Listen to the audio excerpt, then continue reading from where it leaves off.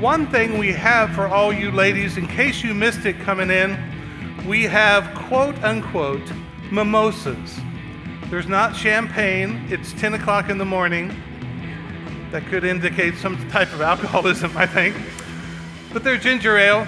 And so if you see people coming around with a silver tray with these little mimosa-looking drinks on them, those are for you.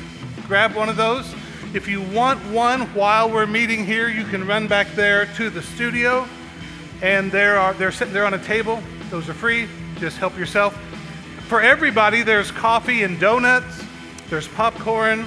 You don't have to worry about disturbing anybody. You can get up at any time during the show today and go back there and grab whatever you need. So what we're going to do today, to give you a little heads up, we're going to be together 75 minutes. We're going to, the band's going to play a couple more songs. I'm going to come back and talk in just a little bit. We are going to play a really wild game here in just a couple minutes. It's going to be a lot of fun. We're going to give Mom some things. We're going to talk about things that are happening in the future. But about 75 minutes, we'll be out of here and you can get on with the rest of your Mother's Day. If you have kids, you're welcome to keep them with you. But if you'd like to check them in, the check-in desk is right back there. We have from from birth to about 5th grade. 2 different sections. They have an amazing time back there. And then you can just relax and do whatever you need to, especially if you're a mom. Give yourself a break for one time. We have such a safe, secure, fun kids area. You can check them in back there. If you need some time with your little one and you're keeping them in here, we have a family room available that's right back there by the check-in desk. We're streaming. What's happening in here is also streaming on a TV in there, so you won't miss anything. But you can check that out if you need it. And then for everyone that comes here, we would love to give you this free book by a guy named Andy Stanley. It's called How Good is Good Enough. We've given away thousands of these. If you have questions about God, questions about Jesus, what Christianity is all about, maybe even the Bible, what's up with all that, back at the Welcome Center, which is on the other side of the sound booth, you can grab one of those books. If you want to take one to your friends, you can do that as well. So I think that's all I have for you today. We want you just to have a good time, be at home. Don't act like you're in a church service because you're really not. We're here just to hang out today. We're going to have a lot of fun. So thanks for being here. Enjoy yourself.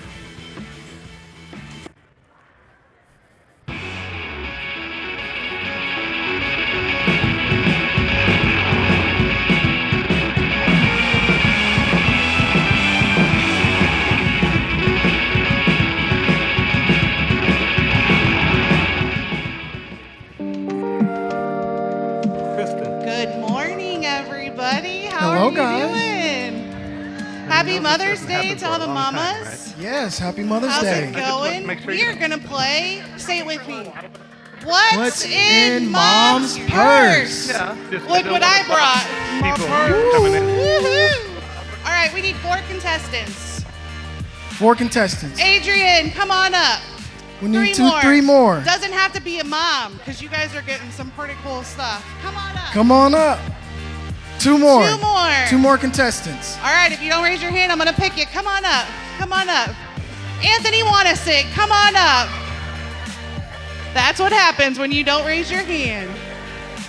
Have a seat, guys. Any order. Oh, Annalee's going to play too. That's all right.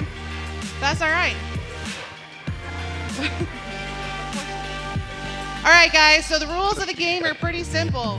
We're going to look in my handy-dandy purse, and we're going to pick some items. You guys have to run to the audience, find a mom who's got it in her purse, and then come back up here. You don't count because you have a purse. Go give your purse to your husband.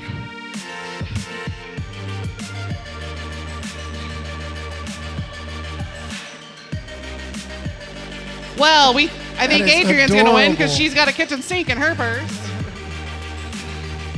Do you guys understand what you need to do? Got it? Moms, if you don't have a purse, but you have it in your pocket, go ahead and raise your hand, let them know so they can come grab it. Also, if it's in a diaper bag, a fanny pack, a backpack. anything, We'll it count still all that. counts. All right. All right, just the only other rule is don't run us over. Or You we're can going try, to but take it won't everything work. you own. All right, let's see what I got in my purse. Let's see. All right, what do we have? Ooh, a big bird. Big bird. Nah, they don't need to go find a big bird. Nobody has a big bird. Oh, man. A dirty Kleenex. Go find a dirty Kleenex. Go. Anybody got a dirty Kleenex in their purse? It don't have to be dirty at first. I think Adrian's throwing elbows. I'm not sure. Run. What's Run. going on? All right, We have first one. back. First, all right, come on, let's run. Move. She's pulling it away.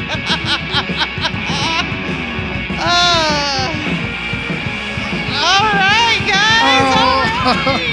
Okay, then bring it down. All right. Oh, I forgot to mention, every time you guys get up to go, we take a chair away, so the last one standing is out. But come here, we have something for We you. have a Thanks prize for for playing. you. Give her a round of applause. All right, let's see what else is in Mom's purse. What we got next? Yeah. A children's shoe. A shoe. A shoe. A kid's shoe. It's got to be in a purse, you cheater.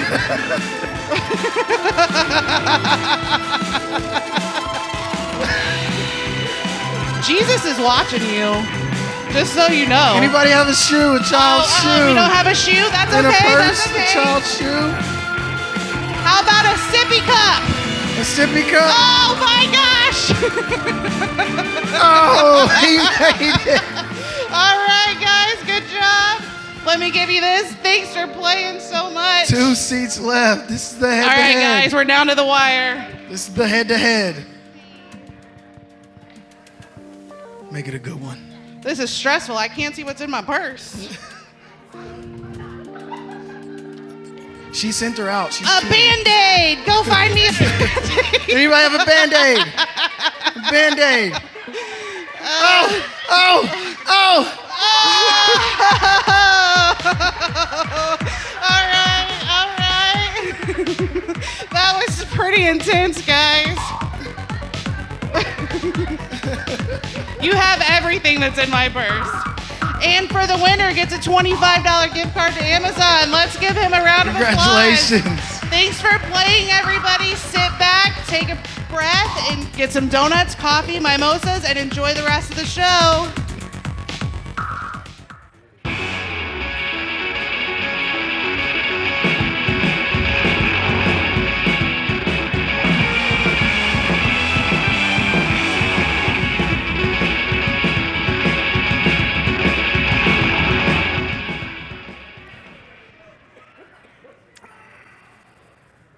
Hey babe, do we have anything going on Saturday night?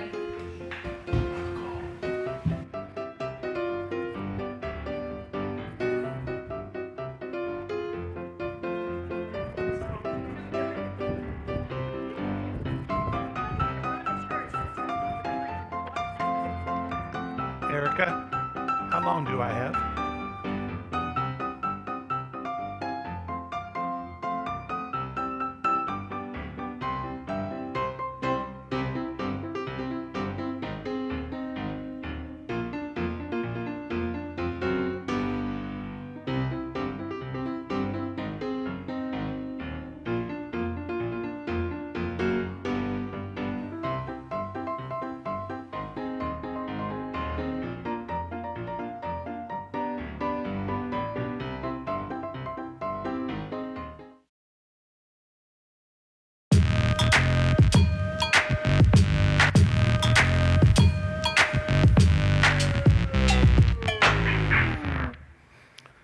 So what is God like?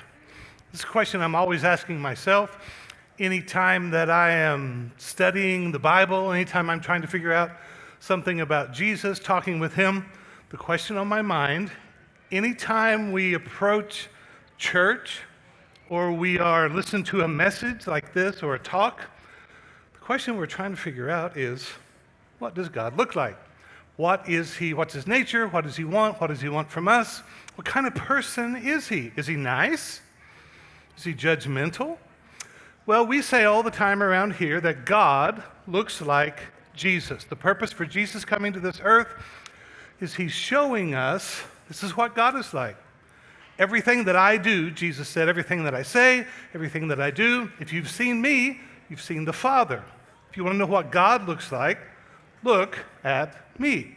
So what we're going to do today, and I encourage you anytime you are reading about Jesus, do you guys know where we find Jesus mainly in the Bible? Where do we find him? You know what books? New Testament. Where in the New Testament?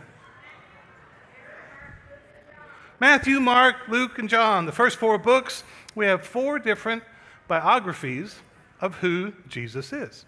And so what we're going to do today, and anytime you're reading those, don't only read it just because, hey, I'm supposed to read the Bible, or this is a religious thing I'm supposed to do. We're trying to figure out what is God like, and also understand that Jesus is being an example. He's being a model for us about how we're supposed to live. We aren't supposed to just ooh and ah over Jesus. We're supposed to say, oh, wow, that's how I am supposed to live. So today what we're basically going to do is talk about some life lessons with Jesus. Jesus is showing us this is how we are supposed to live our life. Also, since it's Mother's Day, we're going to look at Jesus. Let me take just a second. Hey, guys back there in the back, shh. It's really cool. What we're after here on Sunday morning is sort of a bar feel anyway. And so we just get really relaxed. I'm not mad at them at all. I love it that we're just relaxed enough that we're just, talking with our friends. But just for the next 20 minutes, listen. Okay, here we go. But because it's Mother's Day, life lessons with Jesus and his mom. We're going to look at different instances where Jesus had an interaction with his mom, and we're going to learn some lessons. Almost everybody knows the birth story. Jesus is born of a virgin in Bethlehem. We have the wise men. We have the shepherds. All that, born in a stable. We know all those things. But right after Jesus was born, in fact, 40 days later, his mother took him to the temple, and a guy named Simeon had some things to say about him. Simeon said, this child is destined to cause many in Israel to fall. And Jesus did. He caused people that were very religious, people that had a certain idea about how we were supposed to interact with God, people that thought we're supposed to make a sacrifice, we're supposed to do something to earn God's favor. They fell away. They couldn't handle the free grace that Jesus offered. But he will be a joy to many others. Understand this, that the people in Israel in the first century, they didn't understand Jesus and what he was about. They thought that he was coming to deliver them from the Roman oppression that they were under. They were being occupied by the Roman government. They thought that he was going to set up a kingdom and exalt the nation of Israel to prominence, but that's not what Jesus had in mind. He was a joy to many others, not just people from Israel. But then this is so interesting to me. Understand that Jesus is a human being. He's very much God, but he's a human being, and his mother is a human being who very much loves him. But Simeon warns her from the very start, he's a sign from God. Many will oppose him, but a sword will pierce your very soul. It's very interesting to watch the interactions with Mary and sort of the roller coaster ride. How many of you are moms again? How many of you are moms of someone that's already left home, or maybe they're a teenager? Don't you love the teenage years, Mom? Wasn't that great? It's just like riding a roller coaster. One minute they're so excited and they love you and they have so many plans for their life and they're telling you about what they're going to do. The next minute they hate everything about you. Why are you even breathing? Well, Mary experiences this as we go through the Bible and see the roller coaster ride of her experience with Jesus. Now, here we have an instance. The next one. Every year, Jesus' parents went to Jerusalem for the Passover festival. Now, when Jesus was 12 years old, everybody say 12 years old. 12 years. In first century Israel, 12 years old meant you're a man now. You are accountable. You're supposed to be making sacrifices at the temple. In their culture, you are a man. I remember when I was a kid, when you flew on an airplane, you had to pay the adult price when you were 12. I couldn't wait till I was 12 and I was a man. You could also go visit people at the hospital. When we'd go to the hospital to visit someone, whoop, you're under 12, you'll have to wait out here with the babies. I couldn't wait till I was 12 and I would be a man. Some of you probably have one of those in your house right now. He's 12 and he thinks he's a man. Well, Jesus is the same way. After the celebration was over, though, they started home to Nazareth, but Jesus stayed behind in Jerusalem. His parents didn't miss him at first. Have you ever been left by your parents? This happened with Caleb, my son, when we were young. I left church, I thought Jeannie had him. Jeannie left church, she thought I had him. We didn't miss him, but after a while it was so quiet, something's different. We don't have our child. Well, that's sort of what's happening here. Because they assumed he was among the other travelers, but when he didn't show up that evening. Now, Mother's Day is really interesting to me. I love it. I love celebrating with all the moms and my wife. But it's also a memory of the worst day of my life. 2014, it was Mother's Day, and we had church. I think we were back at 151 way back then. And so we went home, and as you know, it was really, really hectic. And you go home and you take a nap, and you wake up 5:30 or 6 o'clock, and time goes by, you eat supper, and after a while, it was getting dark, about 10 o'clock actually, and I said to Jeannie, "Where's Kristen?" Kristen is my daughter, who at the time, 7, she was about 22 years old. She was still living at home, 21, 22. Well, she had been afraid to tell me that Kristen went floating on the river with her boyfriend at the time, James.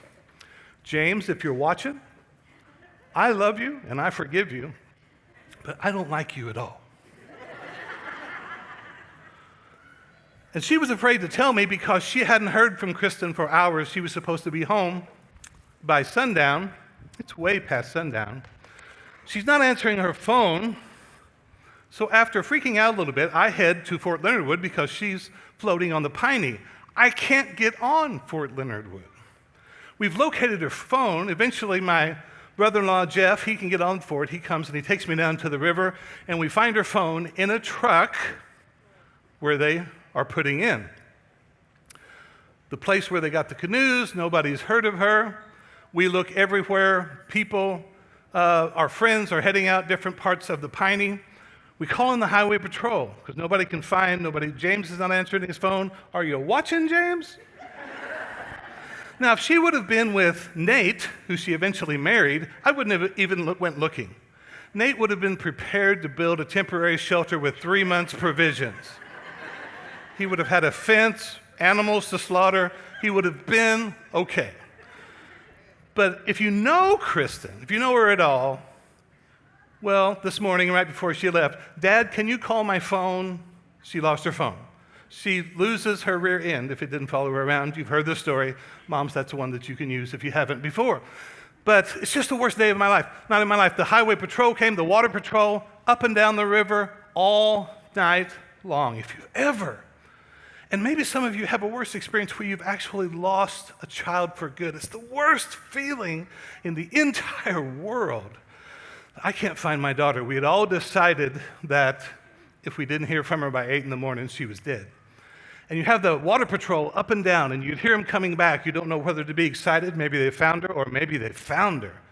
All night long, standing on a boat dock, up and down, never moving, never sleeping, praying, promising God all kinds of things. I finally found a friend of mine who lives on the river a little further down. I called him at 7. He was taking me up the river when my phone rang. It still makes me cry. It was the worst night of my life, but the most amazing feeling when, oh, she's alive. She's stupid, but she's alive. Well, imagine, and I used to, before that night, every time I read this story right here, I was a little bit critical of Mary. You had one job. Don't lose the Son of God. He's going to save the world, and now you can't find him. When they couldn't find him, they went back to Jerusalem. If you've ever watched SpongeBob, 3 days later. After 3 days, they finally discovered him in the temple, sitting among the religious teachers, listening to them and asking questions. It's very interesting to me that in Mary's mind, just like in my mind with my daughter, in my mind, she was dead. It was like receiving her back to life. It's very interesting that the gospel writers are telling a story that from the very beginning, Mary lost her son, and 3 days later, in her mind, he came back to life. It's a little foreshadowing of what's going to happen in actuality in her and Jesus' life. They heard him, all the temple doctors, they heard him, they were amazed at his understanding and his answers. Get this, that Jesus was ready. He was ready for the mission that he needed to accomplish on this earth. In fact, his parents didn't know what to say. This is Mary's son. His mother said, "Why have you done this to us? Your father and I have been frantic, searching for you everywhere." And Jesus, this is how teenagers are. What? Why did you need to search? There's actually two things. Why were you looking for me in the first place? But number two, why didn't you know where I would be? You shouldn't have been looking for 3 days. Come here first, because I have a job to do. I have a mission to do. Didn't you know I must be in my Father's house? Another translation says, didn't you know I must be about my Father's business? But Jesus did an interesting thing, and this gives us a life lesson. One of the best things that ever happened to me in my life is I followed what Jesus did here. Then he returned to Nazareth with them and was, what's the next word? He was obedient to them. Here are his earthly parents who probably aren't as close to God as him, don't know as much about God, don't know as much about the Bible, don't understand their mission in life, let alone his. He's further advanced than them. He's ready to do what he's supposed to do, but he returned with them and was obedient. The next verse says he grew in wisdom. Even though Jesus is God, he's still a human being. He's identifying with us. He's going through the same things we have to go through and teaching us how to live. He grew in wisdom and stature in favor with God and all the people. It's more than just knowledge we need. And this is good for some of you that are teenagers. You may be smart. We're convinced you know more than your mom and dad. We understand. Absolutely. But what you don't have is maturity. What you don't have is experience. What you don't have is credibility yet or wisdom. Find someone, parents, certain job.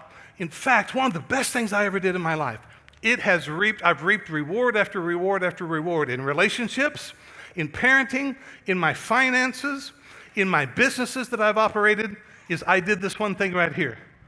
Stay. Now, I'm not talking about an abusive situation, but one of the best things I did was I stayed in uncomfortable situations with bosses, people that were over me, that I thought were so incredibly wrong. But I still learned obedience from them. A lot of things that we do at Stonebrooke, I just do the opposite of what another person I was around did. But it built a character, it built a maturity, it built a stick-to-itiveness in me. People ask me all the time, I say all the time, occasionally people ask me, and there's some others that are struggling so much in life in their finances, with their job, with their career. They want to know, what can I do to be successful?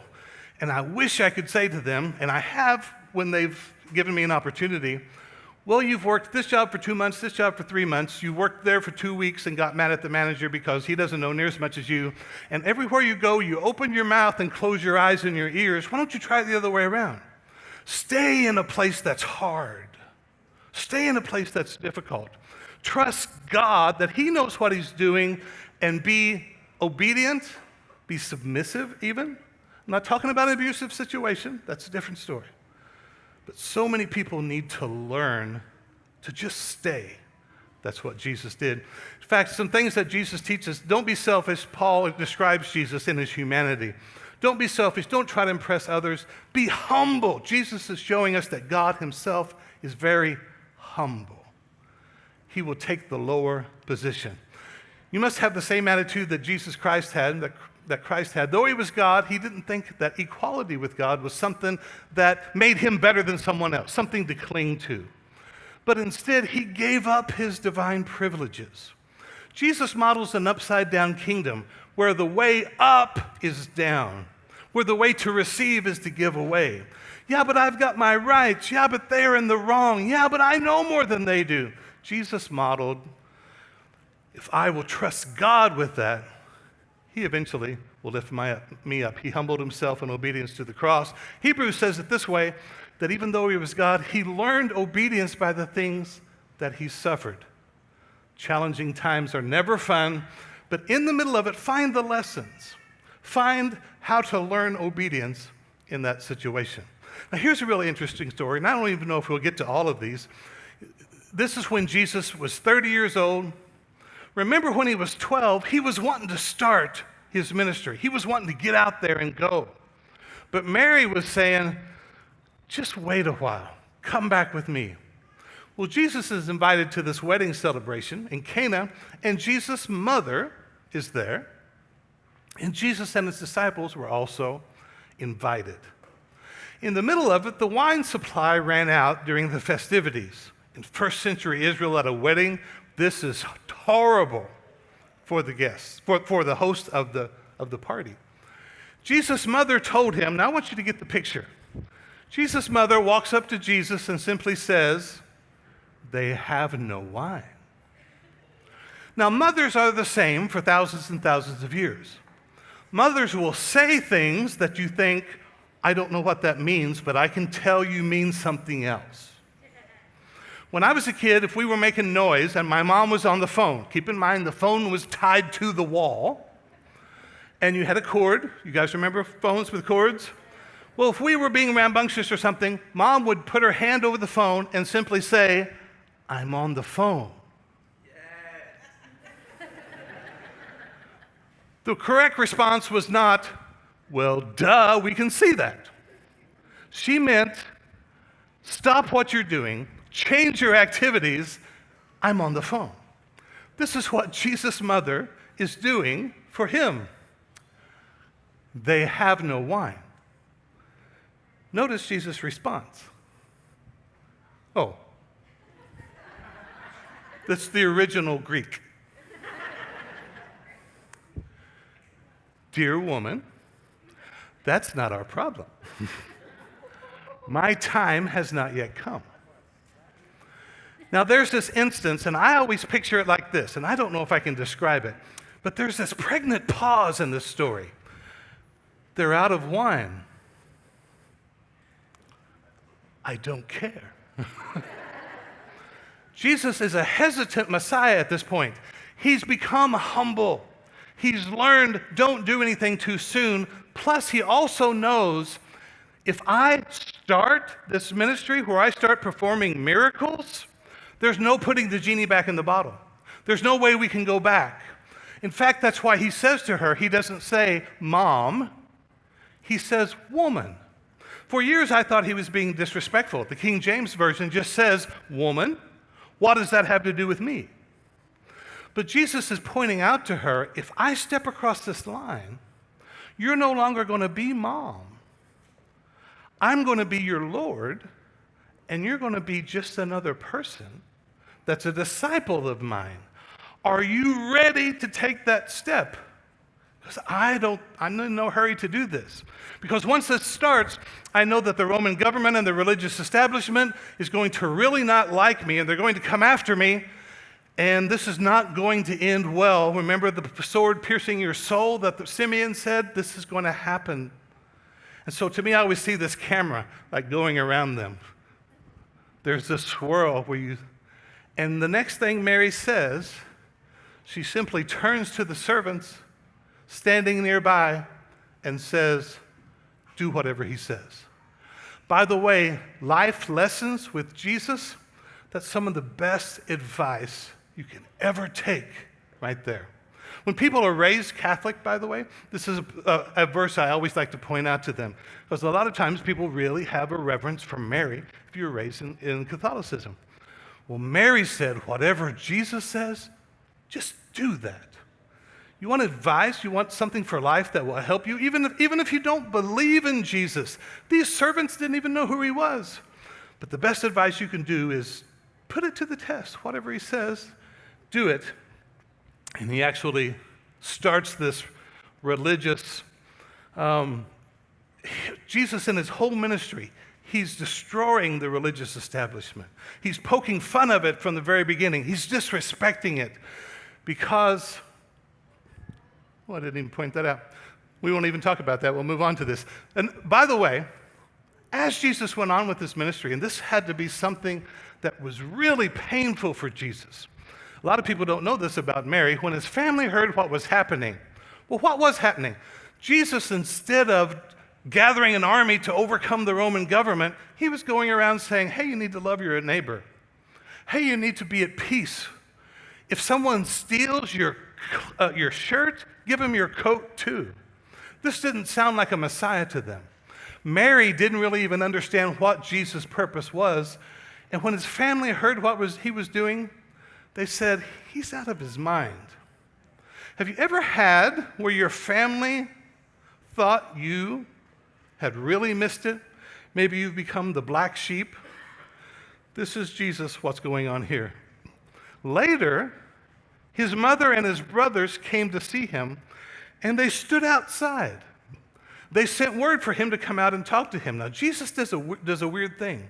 This is sort of hard for us to get.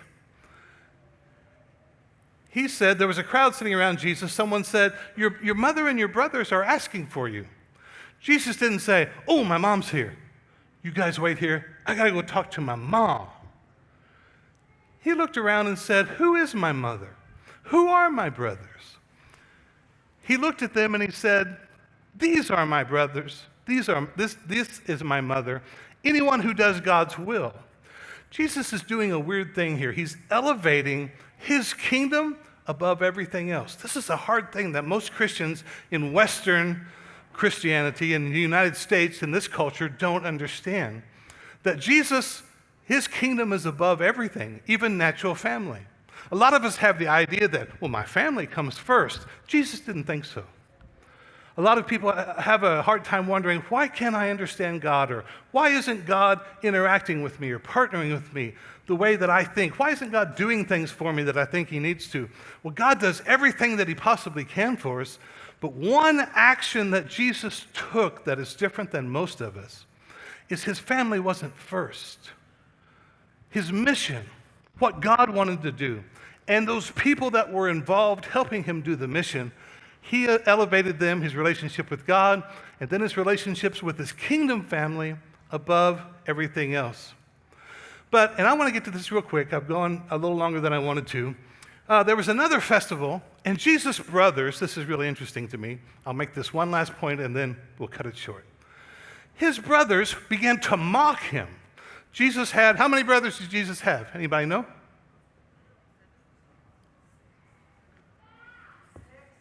Nope. Nope. 4. Do you know their name?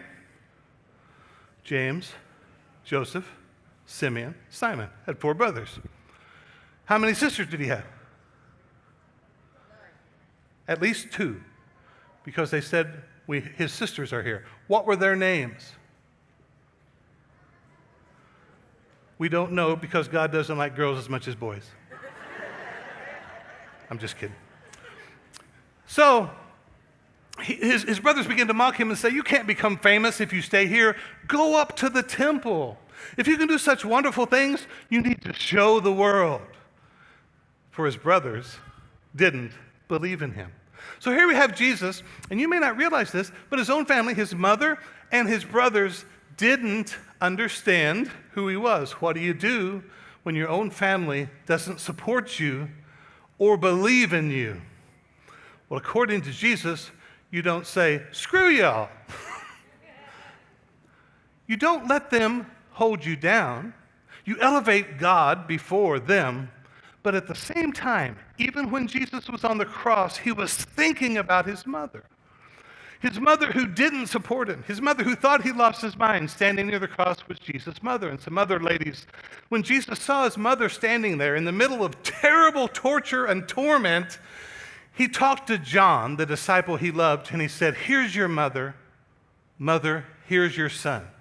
I can't be your son anymore because as I'm here on the cross, this is me on my throne. This is what God's kingdom looks like. Me on a cross, dying for the entire world.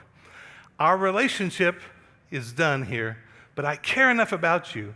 From that moment on, that disciple, John, took her into his home. I'll just throw this out there. It's very interesting. Reading the book of John, the way that John saw Jesus is so different than Matthew, Mark, and Luke. They saw him as an exalted Lord, as God in the flesh, as divine. One reason, I believe, is he lived with Mary, and Mary told him stories about growing up with him, his early ministry, and Mary came to see him as Lord, not just a son. Because we see here, during the 40 days after Jesus died, after he rose from the dead, he hung out for 40 days. A lot of people don't know this. Jesus died on the cross, rose from the dead. For 40 days from time to time, he appeared to the disciples and he proved to them that he was actually alive. And I'm going to show you one reason, then we're going to stop, one reason why I believe Jesus rose from the dead. This is one of the reasons that I follow Jesus, is because of his mom. Right here. After Jesus rose from the dead, supposedly, he told his closest disciples, "Don't leave town. I want you to gather in this room because the Holy Spirit is going to come. He's going to empower you to take my message around the whole world." There were thousands that had gathered to hear him, but only 120 gathered waiting for the Holy Spirit to come so they could begin to do what Jesus told them to do. They all met together, were constantly united in prayer, along with who? Mary, the mother of Jesus, several other women, and who else? Here's the question: what changed their minds? They thought he was out of his mind. His brothers are mocking him. If you do these amazing things, go show yourself. They tried to come and take him away. We need to get him out of the public eye. Maybe he needs to have like some rest and relaxation. Maybe we need to do an intervention. Maybe he needs some time in rehab. But here they are, waiting for the Holy Spirit to come because Jesus told him. What changed their mind? They saw him die. They saw him alive. This is what I always ask. How many of you have a brother? How many of you don't like your brother very much? Rylan. Oh, my sister raised her hand. I didn't think that one through. But here's the question. You know your brother growing up, the one that pulled your hair and spit on you and threw boogers on you and all kinds of strange things and the pranks that happen. What would he have to do to convince you he's God? What would that take? Here we have Jesus' brothers. He's crazy. He's out of his mind. He needs to spend time in rehab. They're mocking him. Just a few days later, he's God. What changed their mind? It's one of the reasons that I believe that Jesus indeed rose from the dead. There's other things I wanted to talk about. I've taken way too long, but the bottom line, Jesus, as you read about him and as we talk about him, he's showing us how to live as partners with God in his kingdom. It may be different than we live now. It may be different than we think now. But when we follow him and just do what he says, we'll receive the same results that he did. Life lessons with Jesus. Thanks for listening. The band's going to come here in just a minute, and then I'll be back to explain some things that are coming up in the future. Thanks, guys.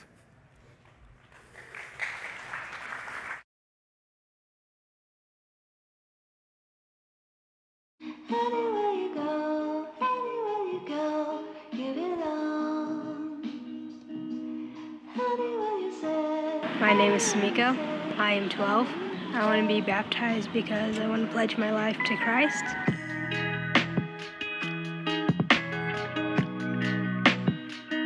January of 2010, after a 4-year-long journey trying to adopt a little girl. So she came into our lives and has been such a blessing to us. Sumiko went to Maranatha for 6 years and got the base that she needed for her journey with Christ. She prays and she reads her Bible. She just feels very close to Jesus and that journey. And I want her to take the next step, and she wants to take the next step. I think I used to break more rules. I got grounded too much back then. She's a goofball. I love her. Your dedication to Christ, also a dedication to not break the rules as much? Yes. You know, she's had some hardships with leaving Maranatha and losing friends because of that. And because of those things, I know she tends to pray more and ask for, his help and guiding her through these difficult times that she has gone through, especially with COVID, switching schools and everything else all at one time.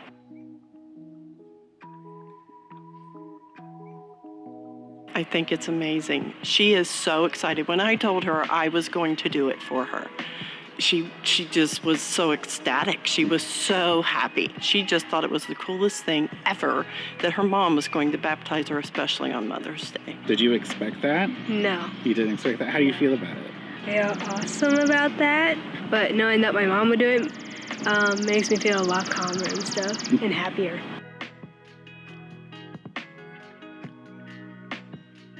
She's always caring and loving for me.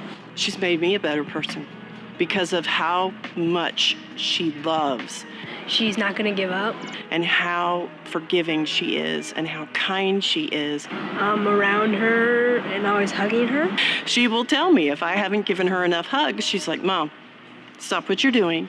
I need some love. She is smart. She has the biggest heart. Loving. Of anyone, ever. She will feel other people's pain. Dedicated. And she will try to help them. Caring. She loves very fiercely. She's just one of the best people I know.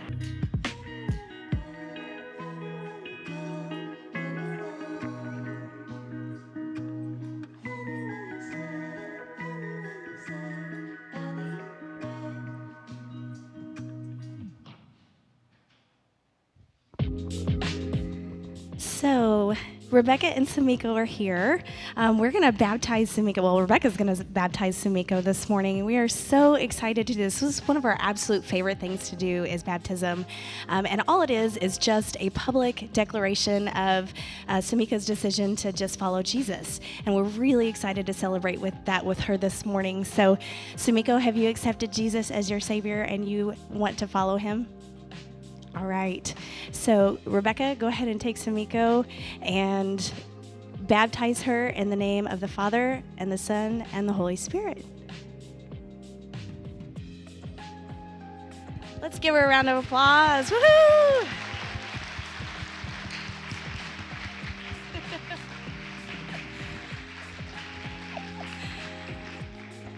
We are so excited to do that. Like I said, our next in-person gathering is going to be Father's Day. So if you are a dad, if you have a son that might be interested in being baptized, we would love to maybe do that on Father's Day, like we did with Rebecca and Sumiko this morning on Mother's Day. If you have any questions about that, you can see me after the service. I'll be back by the studio. If you're interested in baptism, come see me. We would love to do that. That's, like I said, one of our absolute favorite things to do here. But today is Mother's Day, and we want to celebrate moms because we think you guys are freaking amazing. So we have a little gift for you guys this morning. If you were a mom, they're going to be passing around some mom bombs because we think moms are the bomb. There are cookies, there are bath bombs. So we just want to say thanks for being amazing moms because you guys do a lot, and we're really, really excited to have you as our moms. Like anybody, any kids in here that just want to like give their moms a round of applause? Like, can we do that? Yeah. Yeah, they deserve it. They're pretty cool. So while the mom bombs are being passed around a little bit, I just want to take a second to remind you, if you have not been here before, we just want to say hey. We want to get to know you a little bit better. And we have Connect cards. There's a welcome packet probably in a seat next to you, maybe the seat you're sitting in.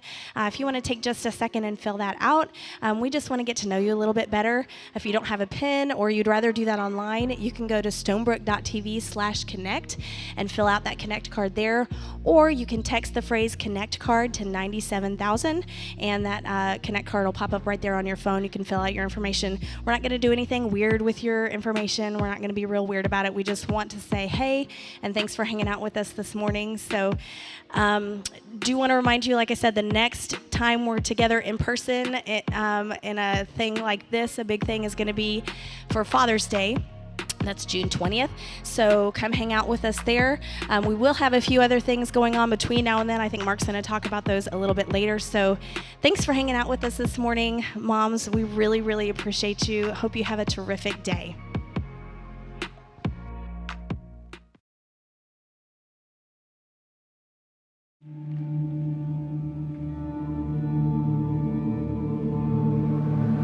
Spirit of Jesus,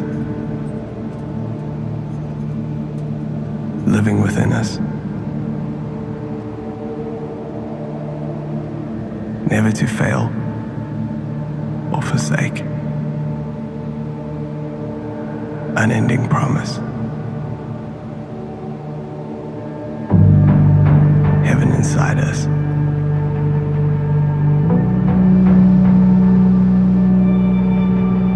Whispers the sound of your name.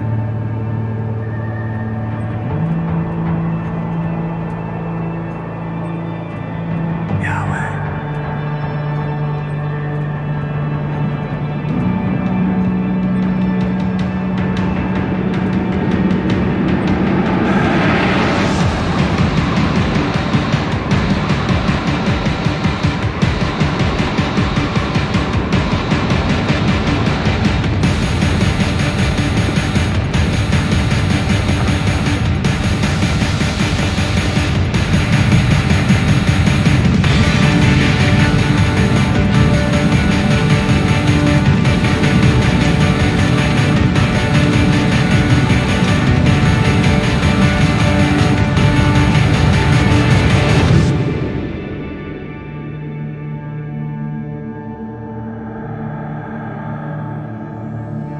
The translation of the Hebrew word Yahweh is Lord.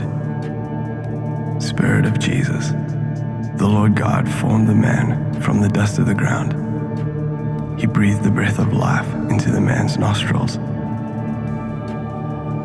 and the man became a living person, living within us, pronounced Yod, He, Vav, He, Yahweh. A name often considered too sacred to speak, never to fail or forsake. Each person's life is but breath, unending promise. God's divine breath flows through you and those around you. Heaven inside us. When you breathe, you let God in. Whispers the sound of your name. Jesus called out with a loud voice, Father, into your hands I commit my spirit. When he had said this, he breathed his last. Holy is the Lord, the breath of life inside us. Yahweh, let everything that has breath praise the Lord. Yahweh.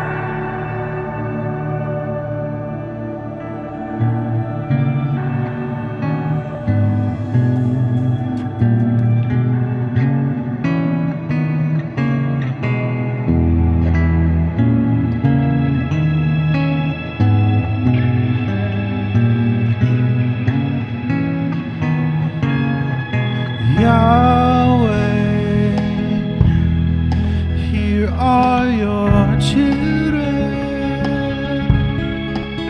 crying out for peace. Father, out your spirit. Prepare our hearts for you. Prepare our hearts for you. Oh, oh, oh.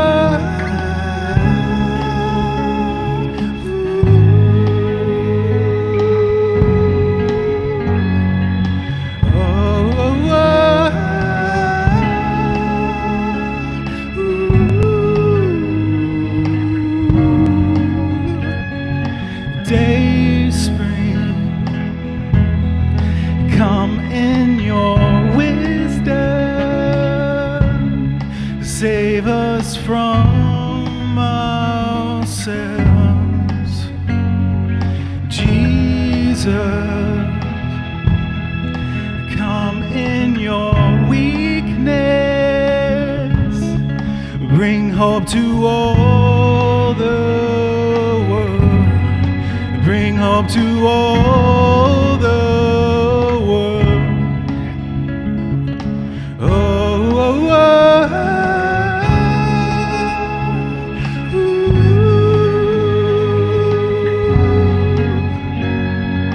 Oh, oh, oh.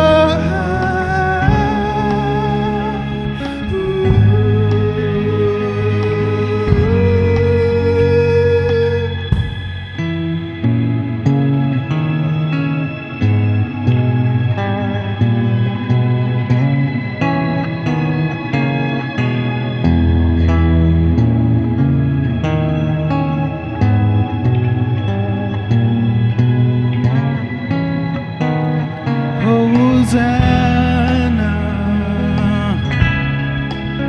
come save us. Hosanna, come save us. Oh, oh,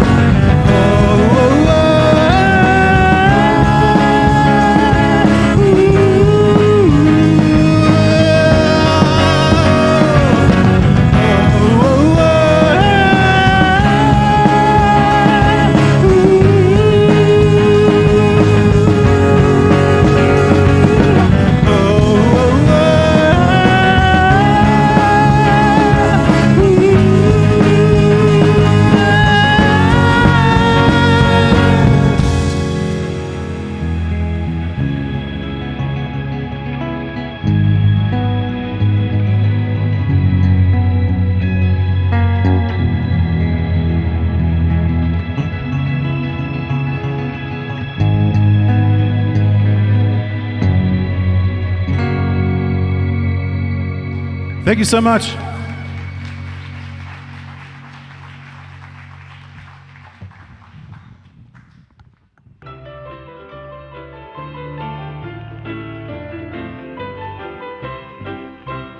My Mother's Days typically suck.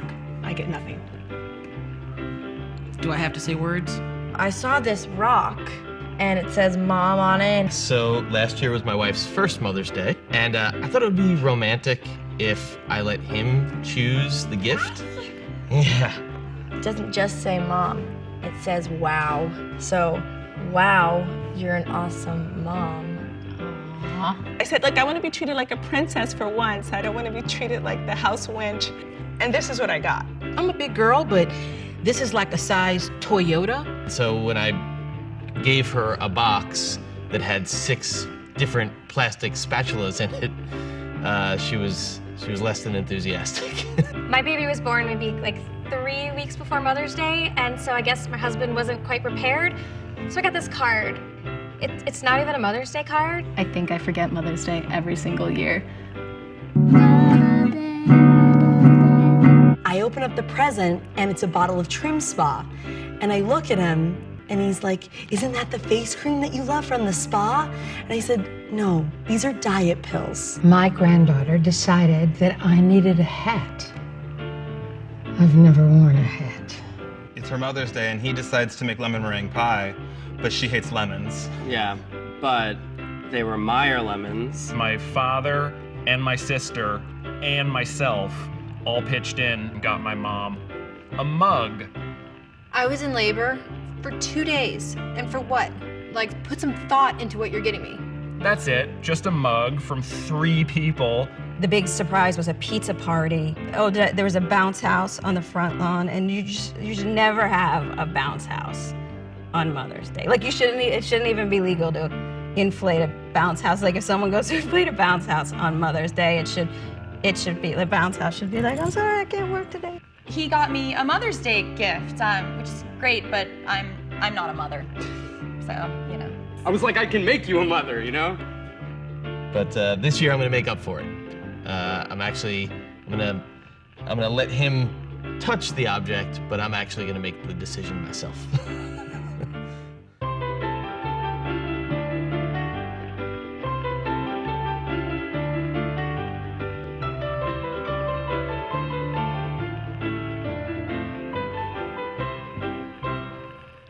Let me just say on behalf of all of us moms, we're sorry. We suck at gift giving. But what we're going to do, we're going to give some gifts here in a minute. But before that, you guys have been sitting a long time. Real quickly, stand up. Just sort of stretch. If you're anywhere near your mom, you can hug her. If there's a mom close to you, just wave at her maybe. Just sort of stretch out. Think of your mom. We just have a few more minutes. Your mom endured labor for days and days. You can take 10 more minutes here. Okay, you stretch, you need to do deep knee bends, anything like that? Okay, you can have a seat.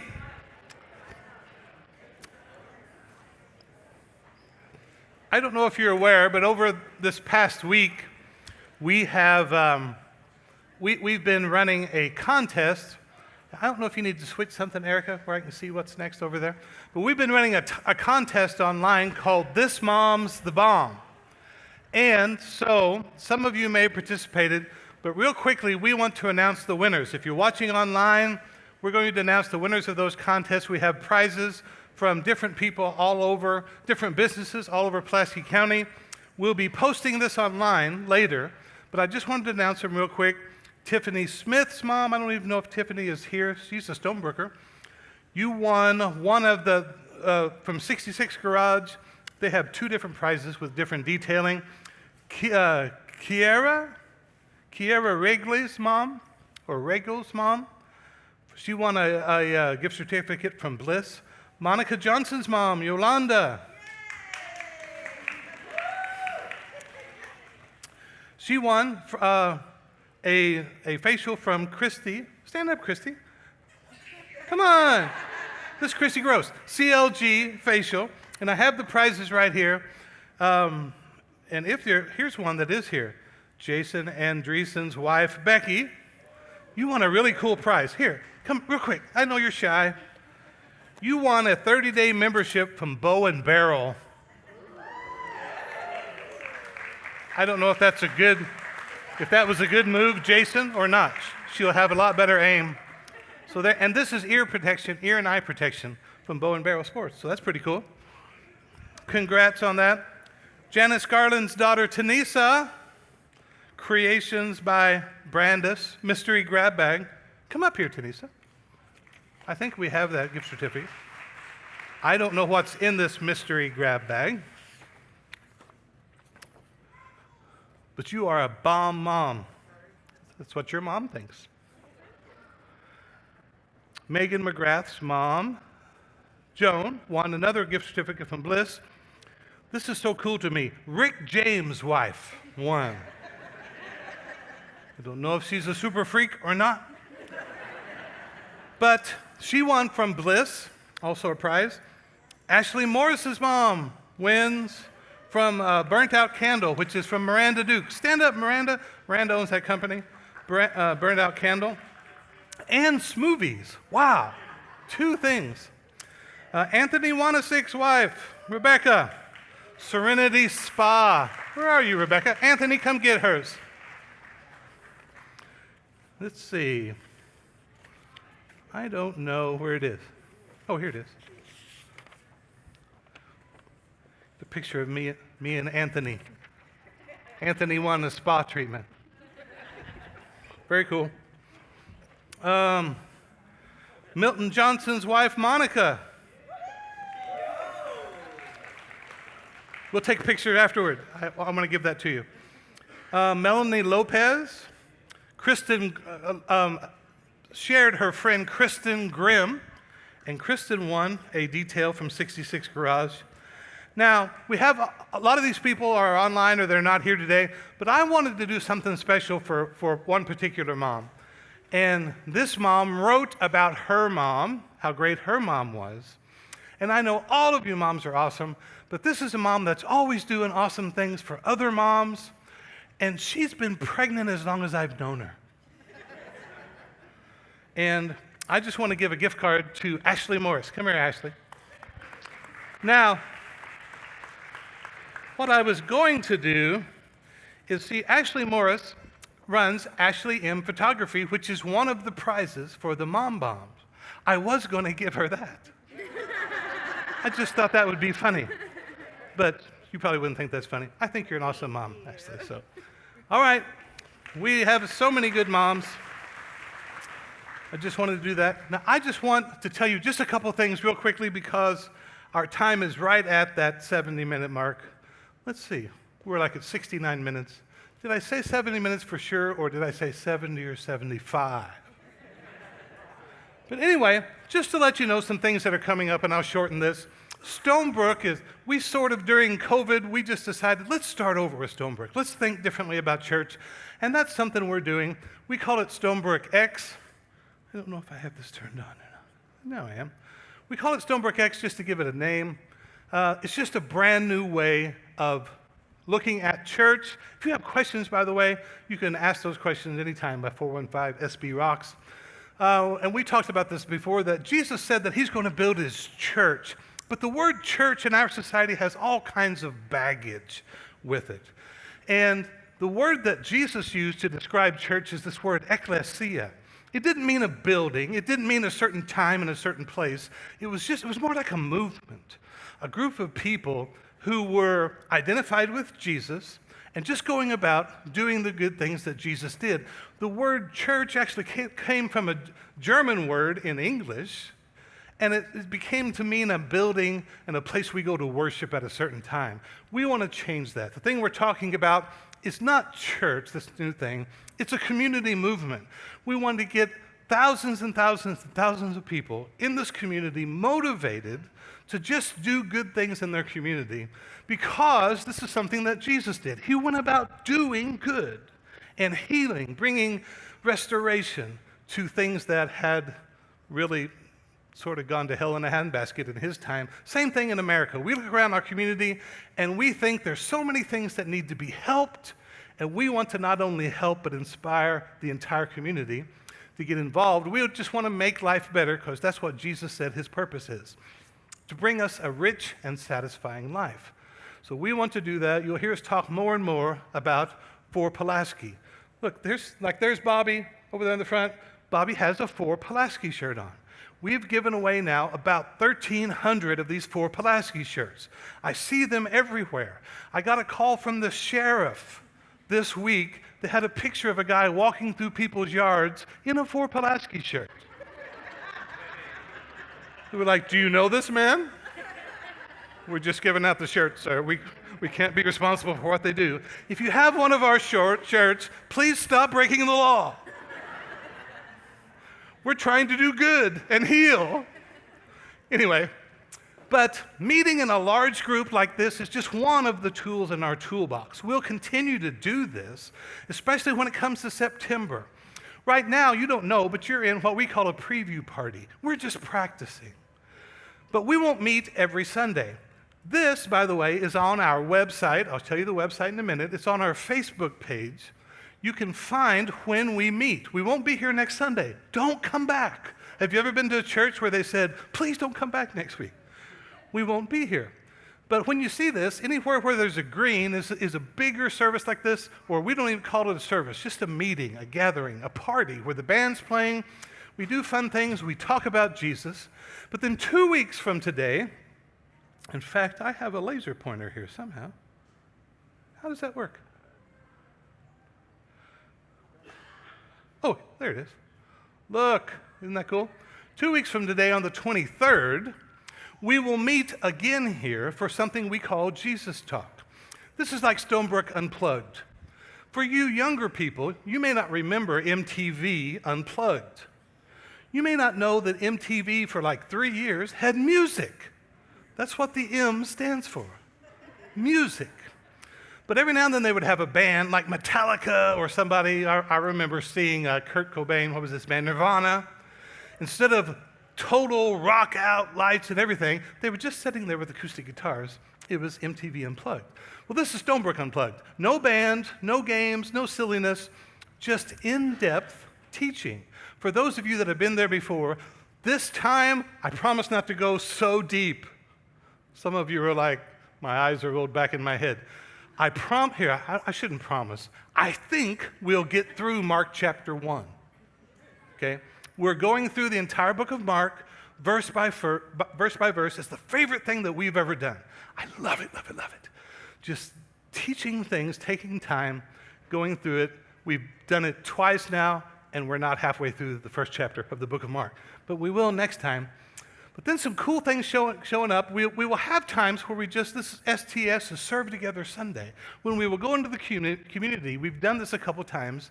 We've gone and picked up trash. The next time we will go and we will do various community projects in all the towns in Pulaski County. And I'll just share with you, go look at this calendar. If you want to know when we're going to do something, it's on that calendar.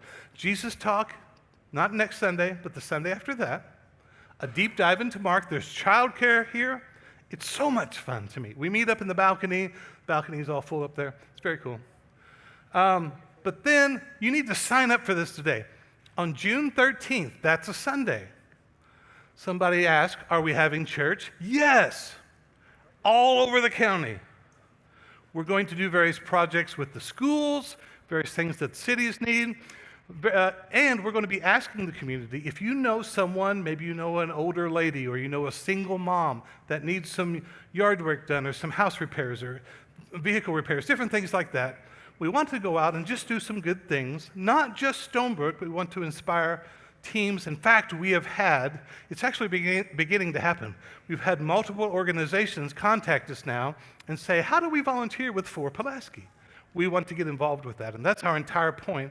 We want to inspire the whole community that you can go into your neighborhood and do good things. That's kind of Jesus-y. Then, in June, and you can sign up for this too with Rachel. Rachel will be back by the water fountain by a little table. I call it a wear day. We're going to the fair. We'll have like 3 of our tents set up, giving out root beer floats. We may have a mechanical bull. We may have a bounce house there.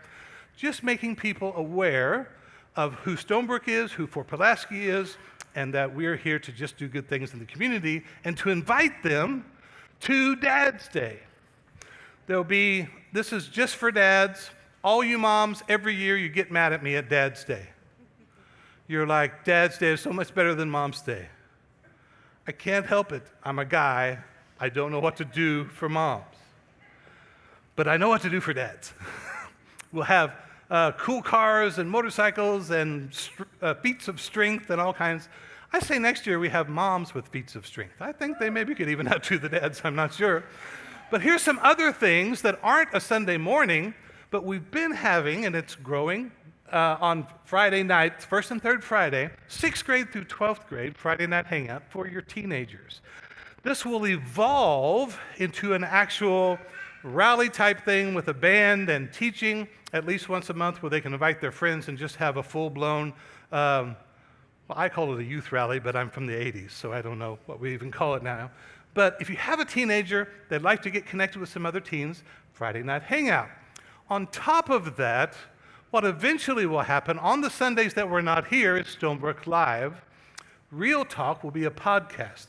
We're actually working on 3 different podcasts that you can watch on Sunday or anytime. You can gather your friends and watch it.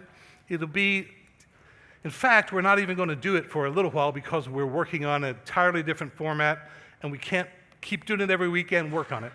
But what you can do over the next couple of months, go to Stonebrooke.TV. There's a podcast that we've done there called the end of the world as we know it. Every Christian, every non-Christian, so that pretty much covers everybody, needs to listen to this because people have such an erroneous idea of what God says, what the Bible says about what Christians call end times. So for the next several Sundays, if you need a little Jesus, if you need some teaching, go there, the end of the world as we know it. 2 weeks from now, be here for Jesus Talk. Now, if you're a mom, we have a couple of moms that lead groups for moms, smaller groups. One of them is called Moms Uncensored, and that's led by Miranda Dukes. The other is called Single Parents, and that's not just for moms. I think there's actually a couple guys in there, and that's led by Missy James. They will be back in the family room after we're done here in just a second, and they would love to talk to you if you'd like to get connected with them. Ways to make sure that you're up to date with everything we're doing, you can go to Stonebrooke.TV. You can sign up to serve right there. I'm trying to do this fast because we're taking a little too long today. But like our Facebook page and our group for Stonebrooke and Fort Pulaski, that will help you stay up to date. And if you don't have a Fort Pulaski shirt and you're a size medium, we've given away now almost 1,300 shirts. And you're not going to break the law. Go to the Welcome Center, which is on the other side there. And I think there's maybe a couple extra larges and 3 or 4, 2 extra larges. And talk to Miss Marty, and she will give you a free t-shirt.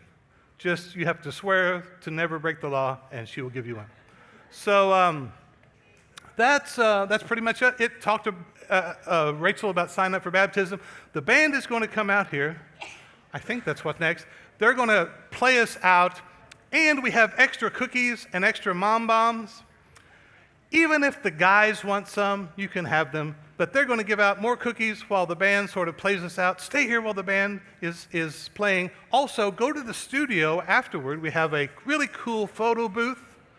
Take a picture with your kids, your whole family. Make mom happy. Share that on your social media. Grab some cookies, grab some mimosas. Have a wonderful time. But don't leave. The band's playing. Is there any other guys here?